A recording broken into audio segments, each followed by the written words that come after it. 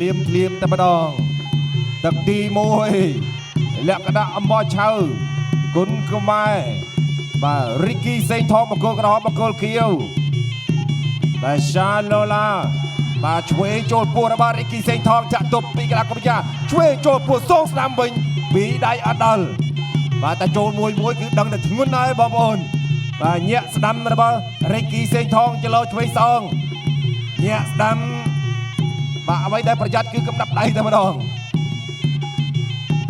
បាទទុតក្រោមវិលមកជុំទល់ដៃបាទកំដាប់ដៃឆ្វេងកំពុងតែត្រៀមពេញឡមែនទេ 1 2 3 បាទប្រេស្ដាំចូលឆ្វេងរបស់រីកស៊ីសេងថង7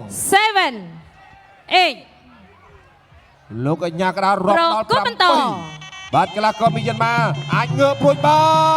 នឆ្វេងមួយទៀតកាប់មុខបាត់ហើយអូយបាទអត់នៅទេបាទបោះឆៅបាទអញ្ចឹងសេងថងកាក់កបបានអំបោះឆៅបាទអញ្ចឹងតាមបោះឆៅគាត់បាទដៃធ្ងន់បាទអូបាទពីរដៃ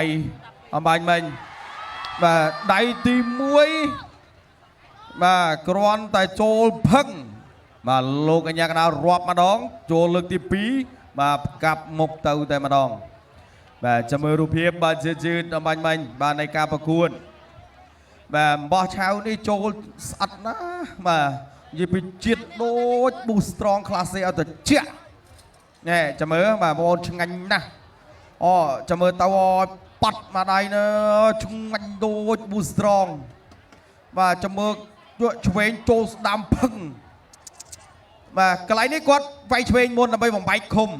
បាទបន្ទាប់មកទៀតមកចូលកណ្ដាប់ដៃសជ័យខាងឆ្វេងទៅហើយសជ័យប៉ប់នៅនឹងបាទកវៀន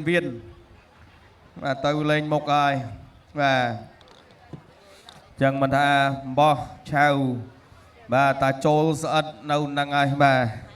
អូខេកាក់កបសម្រាប់ផ្សេងថងការប្រកួតអំបោះឆៅរបស់គាត់តែងទទួលបាននូវជោគជ័យទៅលើដៃគូ